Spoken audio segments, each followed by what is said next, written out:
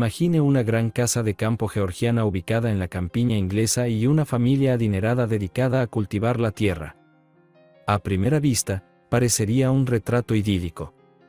Sin embargo, un día de agosto de 1985, algo trágico sucedió dentro de esa casa, algo que solo la vívida imaginación de Agatha Christie podría haber imaginado.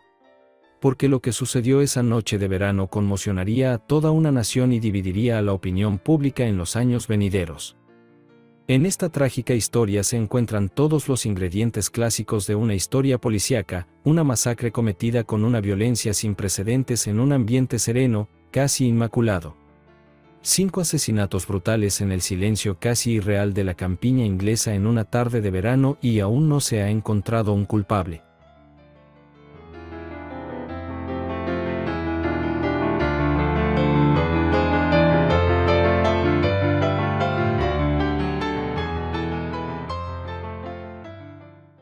Las víctimas fueron 2 padres religiosos hasta el fundamentalismo, una hija adoptiva mentalmente inestable y sus 2 pequeños gemelos.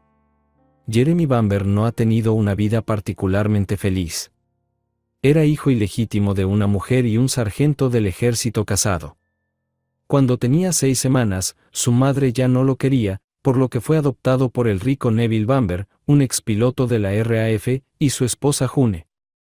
Los 2 vivían en un pequeño pueblo en Essex, un condado en el este de Inglaterra. Unos años más tarde, los Bamber adoptaron a otra niña, Seila Caffell, a quien apodaron Bambi. Ambos niños recibieron una educación privada pero también tuvieron que soportar una dura disciplina impuesta por sus devotos padres cristianos. Jeremy no tenía ningún interés en el negocio de su padre, odiaba la granja y el mundo agrícola, y ayudar a sus padres no era exactamente su objetivo. Sin embargo, era extremadamente extravagante y usó su origen adinerado como un medio para impresionar a las mujeres al encarnar a la perfección la imagen de playboy de pueblo pequeño. Su hermana, Seila, era lo suficientemente atractiva como para iniciar una prometedora carrera como modelo y sus padres pagaron un piso en Londres donde esperaba triunfar. Más tarde, la niña se casó y tuvo gemelos, pero cuando el matrimonio fracasó, comenzó a sufrir depresión, una condición que lentamente se convirtió en esquizofrenia. Según un informe psiquiátrico, la mujer a veces creía que sus hijos habían sido concebidos por el diablo. Debido a sus problemas, Seila y los mellizos regresaron a la finca con sus padres. En ese momento, Jeremy vivía con su novia, la estudiante y maestra Julie Maffer. Gracias a sus padres, los 2 compartían una cabaña de alquiler gratuito en Goldenhair, a unas pocas millas de la granja principal. El padre adoptivo de Jeremy, Neville, le ofreció trabajo en la granja por 170 libras a la semana. Claro, no era lo que el joven buscaba, pero por el momento aceptó esa oferta. Neville estaba convencido de que su hijo carecía de visión para los negocios. Cuanto más tiempo pasaba, más Jeremy odiaba esa granja, pero el testamento de su padre lo obligó a ser agricultor, de lo contrario habría perdido la oportunidad de vivir la vida cómoda que siempre había llevado. Jeremy realmente amaba el lujo y las mujeres hermosas y estaba decidido a tener ambas cosas a cualquier precio. También despreciaba a su madrastra June por inculcarle la religión y nunca había perdonado a ambos padres por enviarlo a la escuela pública. A pesar de estos problemas, nadie podría haber previsto lo que sucedería a continuación. El 7 de agosto de 1985 a las 3:26 am, Jeremy llamó a la policía para informar que su padre acababa de llamarlo presa del pánico porque Seila estaba disparando un rifle semiautomático. Cuando la policía allanó la granja, se encontraron con una escena horrible. Uno de los agentes entró en la trascocina tras forzar la puerta. Encontraron el cuerpo del cabeza de familia Neville, encorvado en una posición casi antinatural, desnudo desde la cintura hasta las rodillas y con el pie derecho metido en la parte inferior de su pijama. La sangre se había acumulado a sus pies y se filtraba de un par de pantalones de hombre que yacían en el suelo a su derecha. Había más manchas de sangre grandes en una baldosa. Frente al cubo de carbón había 4 cojines en una pila ordenada, y junto a él una olla de barro se había roto y esparcido granos de azúcar moreno. Los taburetes de madera y la mayoría de las sillas estaban volcados. Había fragmentos de una pantalla de lámpara esparcidos por el suelo de la habitación. Esa escena los horrorizó, pero no fue nada comparado con lo que habrían encontrado arriba. Subieron las escaleras, mirando a su alrededor con recelo. No sabían si el asesino seguía dentro de la casa. Hubo un silencio espeluznante, solo se escuchaba el sonido de sus pasos en los escalones de madera. En el dormitorio principal, encontraron a su madre June desplomada contra la puerta.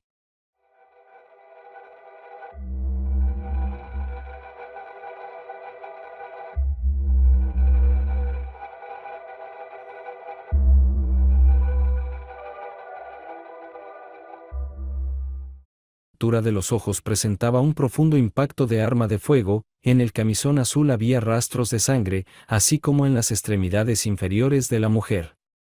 Un hilo rojo corría por el separador de la alfombra, un casquillo yacía junto a él, mientras que otros dos brillaban con una luz siniestra junto a un suéter en la entrada. Había 2 almohadas con agujeros de bala en la cama de latón antiguo, y había salpicaduras de sangre en el edredón y las sábanas. Mientras los agentes observaban esa macabra escena casi conteniendo la respiración, escucharon un gemido proveniente de debajo de la cama. Lentamente, el oficial Collins movió el edredón a un lado y vio un perrito marrón y blanco asustado. Para proteger la escena del crimen, el animal fue llevado afuera y asegurado.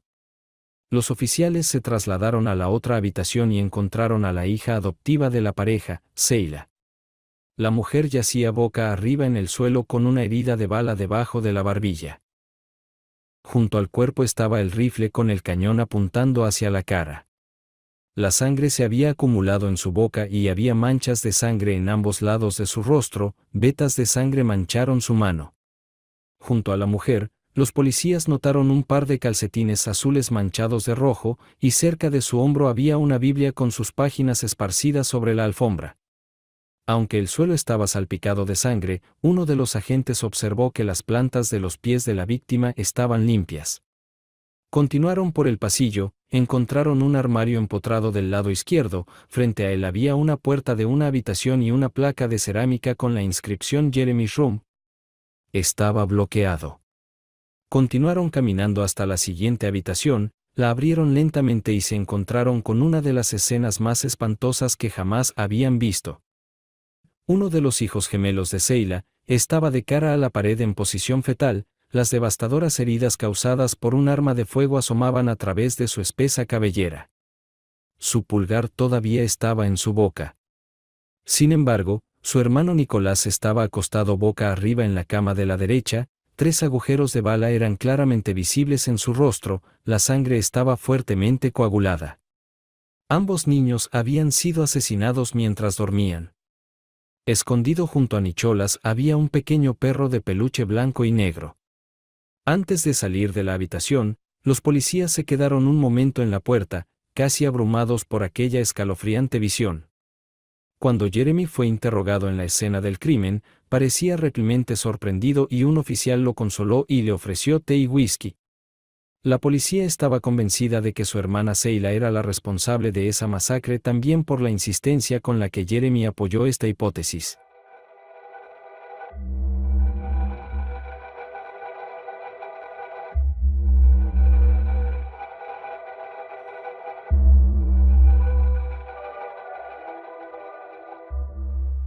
A pedido del joven, los policías incluso accedieron a quemar algunas alfombras y ropa de cama en la casa.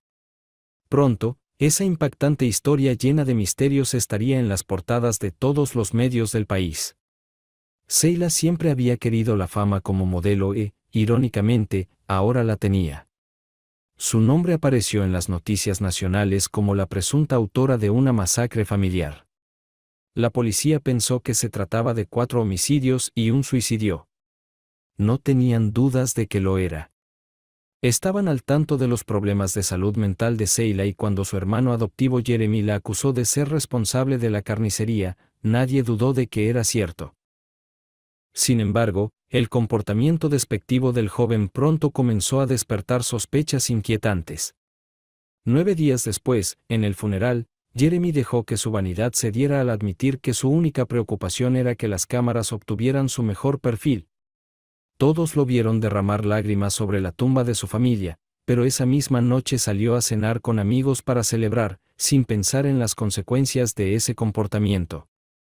En resumen, el joven no parecía angustiado por el destino que había corrido a los miembros de su familia. Tiempo después, Jeremy le confesó a su novia, Julie Magford, que había contratado a un sicario para exterminar a su familia y ella denunció esas palabras a la policía. La evidencia contra Bamber siguió siendo circunstancial. Aunque se encontraron sus huellas dactilares en el arma homicida, junto con las de Sheila, no había otra evidencia forense que lo vinculara con los asesinatos, en gran parte debido a que la policía permitió que la escena del crimen se contaminara. Mientras tanto, Jeremy disfrutaba de una vida cómoda, gastaba el dinero de sus padres e incluso se iba de vacaciones a Ámsterdam. Aunque su comportamiento ahora era monitoreado de cerca, el joven parecía indiferente y distante de los eventos traumáticos. Modelar fotos de su hermana era todo lo que quería, pero solo porque podía ganar algo de dinero con eso.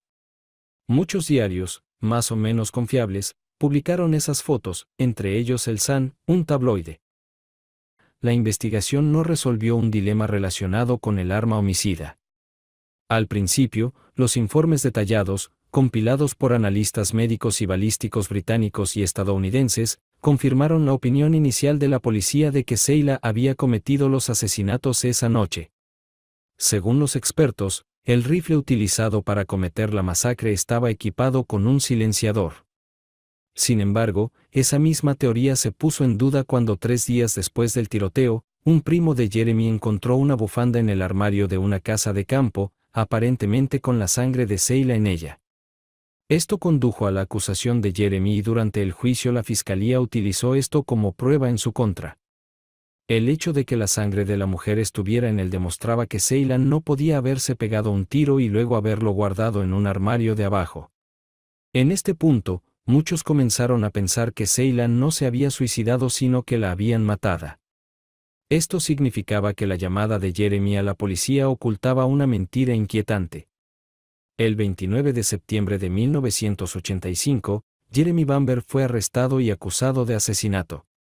El juicio comenzó aproximadamente un año después en el Tribunal de la Corona de Chelmsford, el 14 de octubre de 1986.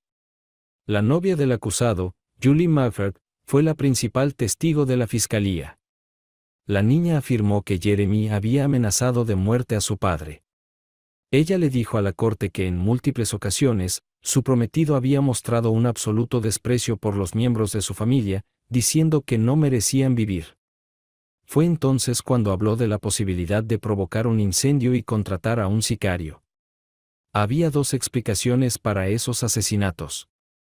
El primero se refería a la afirmación de la fiscalía de que Jeremy Bamber entró en la casa de campo de Essex de sus padres por la noche y disparó a 5 miembros de su familia con una escopeta legalmente poseída. La segunda tesis, adelantada por la defensa, fue que Sheila, quien tenía antecedentes de enfermedad psiquiátrica, disparó con un rifle a los 4 miembros de su familia y luego se suicidó. En las etapas iniciales, la policía consideró probable esta segunda hipótesis. Sin embargo, los investigadores pensaron que algunos de los hallazgos no concordaban con esta explicación. Los miembros de la familia extendida Bamber no creían que Sheila pudiera cometer un crimen tan atroz. A pesar de la creciente evidencia, Jeremy Bamber confiaba en que dejaría la corte como un hombre libre.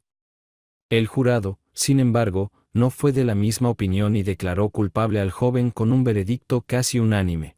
Jeremy finalmente fue sentenciado a 5 cadenas perpetuas, con la recomendación de permanecer en prisión durante al menos 25 años sin poder solicitar la libertad condicional. Tras el fallo, el juez Drake no dejó de subrayar los problemas que tuvieron los investigadores durante la investigación. El primer gran error en este caso fue que la policía había permitido desalojar la casa poco después de los asesinatos. Dentro de la casa se habían limpiado las alfombras y quemado las sábanas por pedido específico de Jeremy Bamber. El mismo hombre que más tarde se convertiría en el principal sospechoso de los asesinatos. Las huellas dactilares del joven finalmente se descubrieron en la Biblia y la escopeta se dejó en el cuerpo de Sheila, pero se borraron sin darse cuenta durante la investigación inicial. Jeremy había afirmado haber recibido una llamada de pánico de su padre, pero el hombre recibió un disparo en la garganta en la planta baja de la casa y nunca podría haber hecho tal llamada. Pero nadie había verificado nunca esas declaraciones. En definitiva, la policía había cometido toda una serie de errores que llevaron al juez a justificar esa superficialidad con el hecho de que los investigadores pensaban que ya habían resuelto el caso. Jeremy Bamber necesitaba financiar su costoso estilo de vida de playboy. Según la acusación, ese sería el móvil de esa masacre. Si su plan hubiera tenido éxito, habría adquirido la granja de sus padres, varias parcelas de tierra y muchos otros activos por un total estimado de casi $500,000. El juez de primera instancia le dijo al acusado que estaba trastornado y malvado y agregó que le resultaba difícil imaginar que alguien pudiera liberarlo de la prisión en el futuro. A lo largo de los años, los responsables del sistema judicial inglés han garantizado que Jeremy Bamber nunca obtendrá la libertad condicional, aunque siempre ha declarado su inocencia y ha visto rechazados 2 recursos contra sus condenas.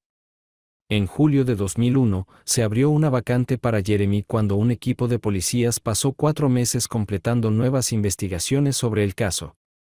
Todos los resultados fueron enviados al Tribunal de Apelación por la comisión que investiga posibles errores judiciales. En apoyo de la teoría de que Jeremy Bamber era inocente, hubo un informe de David Fowler, médico forense jefe del estado estadounidense de Maryland. Fowler había examinado los expedientes de más de 3.000 homicidios con arma de fuego y según él, las quemaduras en los cuerpos de las víctimas eran consistentes con un rifle usado sin silenciador. Sin embargo, esto no aclaró completamente la posición de Jeremy Bamber.